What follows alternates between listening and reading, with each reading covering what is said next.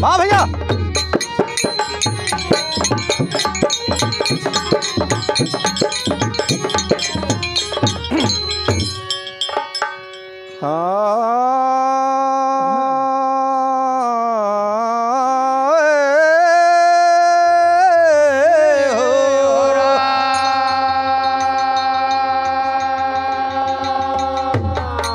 दशरथ महाराज एक बार गए हैं लंका नगर मझार, रहे कुछ खार दसानन देखत गया रिसा।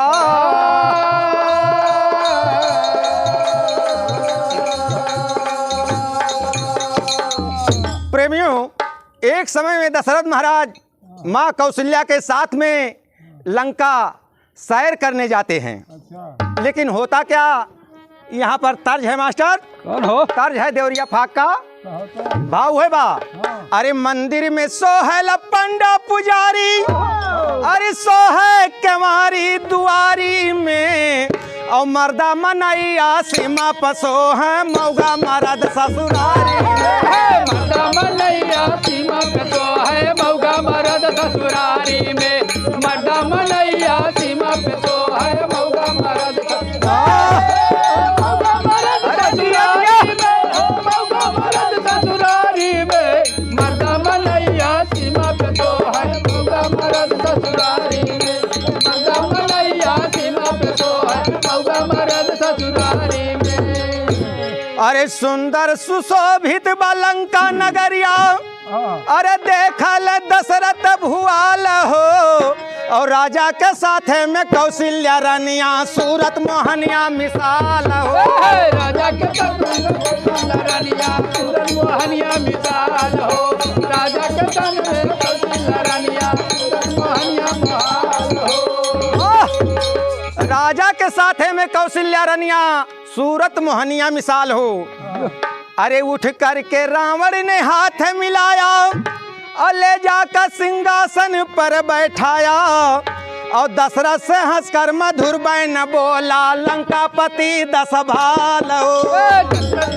मधुर बैन बोला लंकापति दस भाल हो। वाह भैया। मधुर बैन बोला लंकापति दस भाल हो।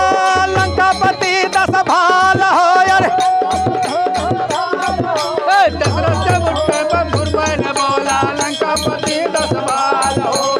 दशरथ मधुर बैन बोला लंकापति दस भाल हो। ए भैया, दशरथ महाराज के साथ में माँ कौशल्या को देख कर रावण मोहित हो जात बा।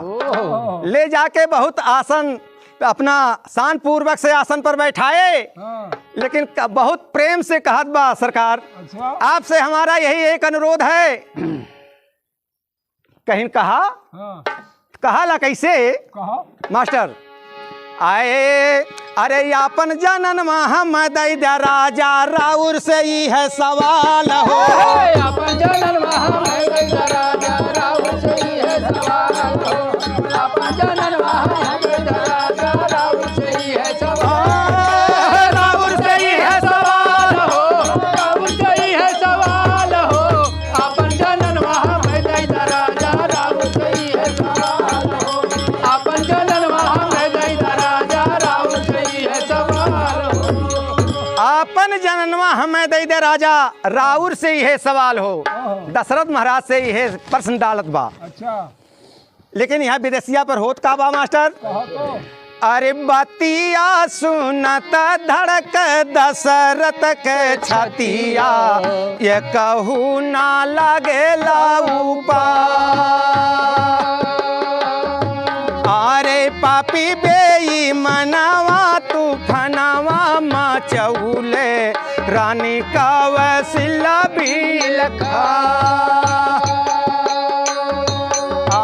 दान पत्र लिख राजा रावण के दिहले, विधि गाती कैसे मिटा। वचनबद्ध होते हुए दशरथ महाराज अपना दान पत्र लिख करके और रावण को दे दिए, कौशल्या को दान कर दिए। अच्छा। कौशल्या को दान कर अरे भवन गए अवधेश, और रावण तिरिया मंदोदरी भैउर में हुआ कलेश।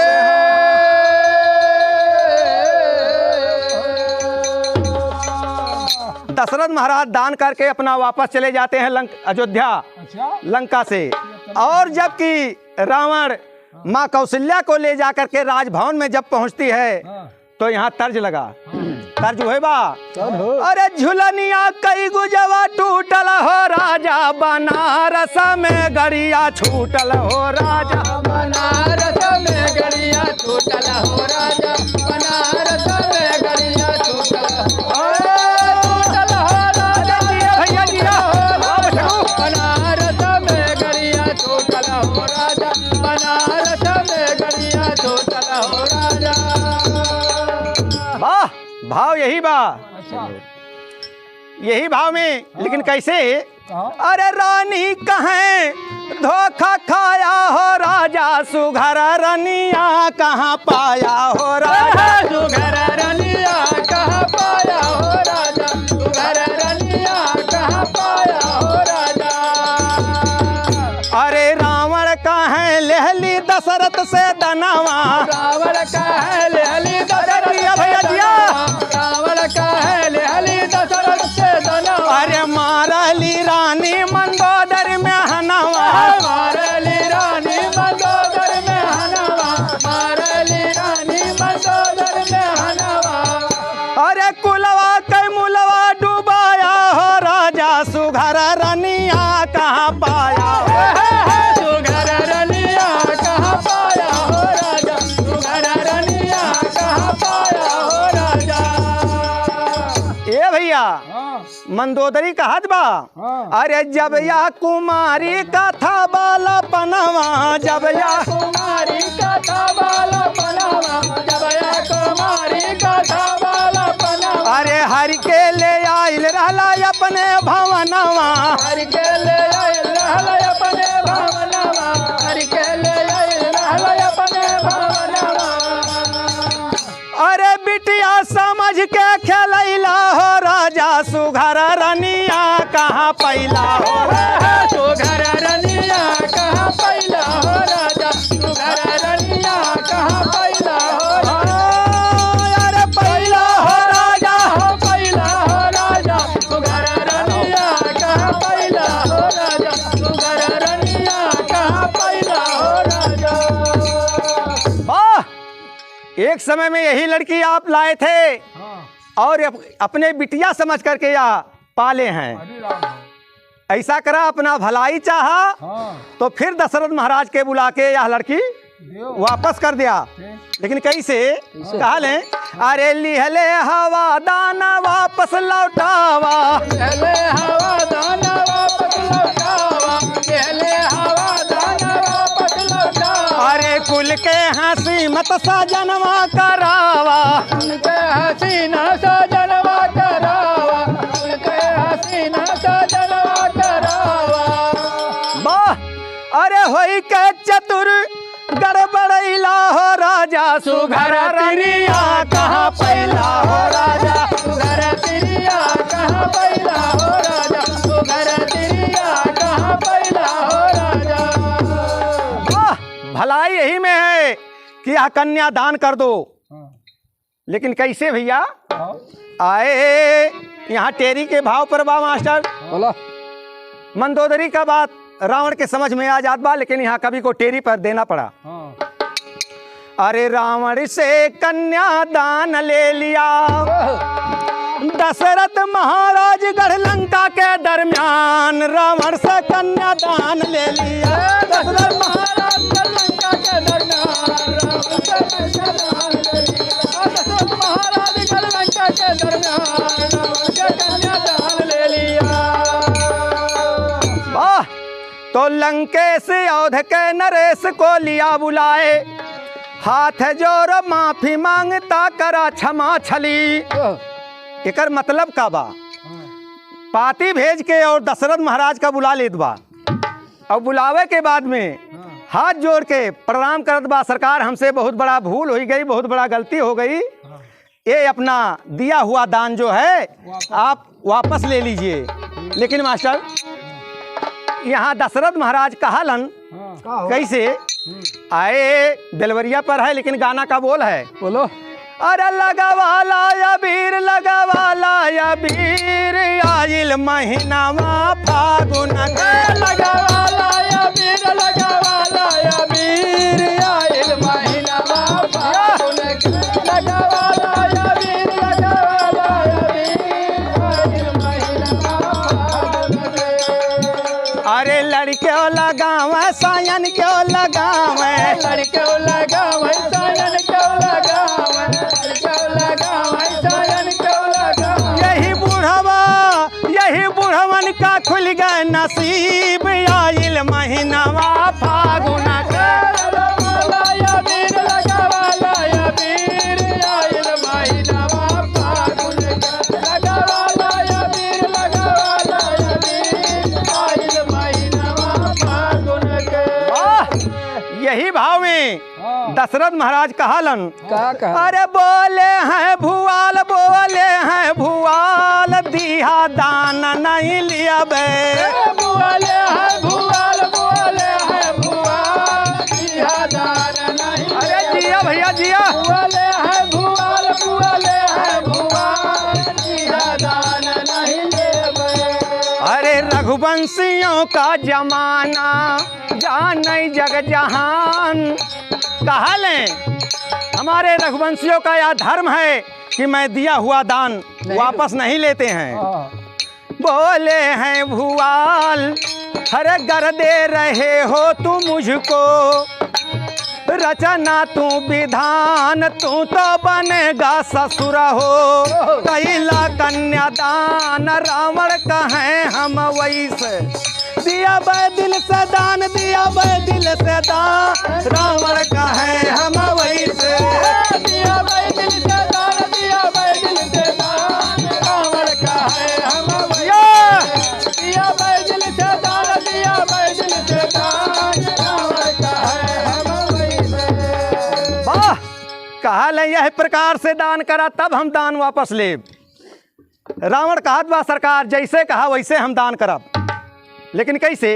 ले चटकंचन थाल दसानन, चरण पखारन लागा, छवि बिलोक लोक जुटियाए, अरे बन भौरा बैरागन, कि रावण से कन्या दान ले लिया।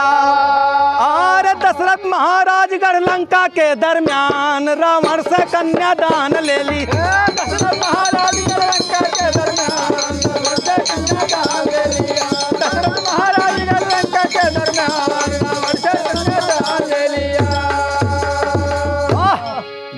ए भैया बिरहा सेलिंग पर आ गई। अरे बाजे लागल रघुवंशी का, अरे डंका लंका नगरी में, हुआ तमाशा खासा कईयो रंका लंका नगरी में, हुआ तमाशा खासा कईयो रंका लंका नगरी में, हुआ तमाशा खासा कईयो रंका लंका नगरी में, हुआ तमाशा खासा कईयो रंका लंका नगरी लंका नगरी में, हुआ तमाशा खासा कईयो रंका लंका नगरी में, हुआ तमाशा खासा कईयो रंका लंका नगरी में।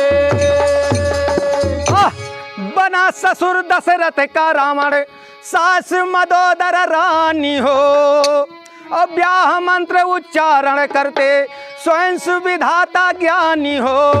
अरे जुटे रहे भत खौआ सारे रंका लंका नगरी में, अलावा पर छे मेघनाथ रणबंका लंका नगरी में, लावा पर छे मेघनाथ रणबंका लंका नगरी में, लावा पर छे मेघनाथ रणबंका लंका नगरी लंका नगरी लंका नगरी। अरे जिया बछरू मेघनाथ रणबंका लंका नगरी, लावा पर छे मेघनाथ रणबंका लंका नगरी में। लावा पर छे मेघनाथ रणबंका लंका नगरी में। लेकिन अब यहाँ आल्हा छंद पर आवत बा बाबू, कैसे आए? अरे जब दास भाल कैलन सिया के हरनवा, तब मंदोदरी कहली समझा।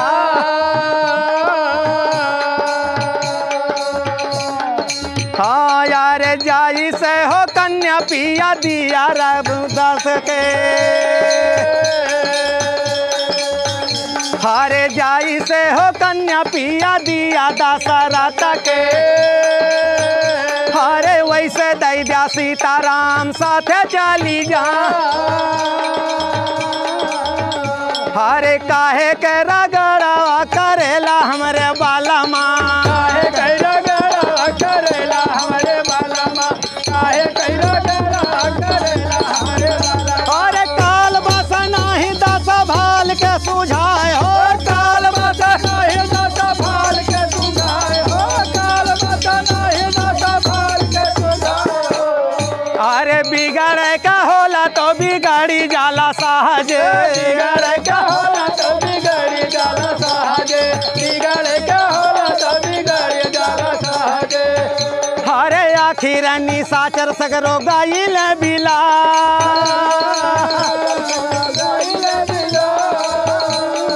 हाँ यारे रमन के घरानावा से जावा भाई बजबा। रमन के घरानावा से जावा भाई बजबा। रमन के घरानावा से जावा भाई बजबा। हाँ यही से तो बाबू तू जैबा हो बिला। तू जइबा हो मिला। वाह अरे पढ़े ध्रुप लाल हो रामायण रमन के। हे अरे हमरे तो गवले से नाही वरा। हमरे तो गवले से नाही वरा। हमरे तो गवले से नाही वरा। स्वामी गुरु बिहारी रमन कल्लन जी रसरंकी। अरे ध्रुव कुमार या श्याम नारायण अरे गाँव सदाय रंगी। अरे रावण से कन्या दान ले लिया कलम पर हमने दान के बसा सुरस्ती आए। रावण से कन्या दान ले। कन्या दान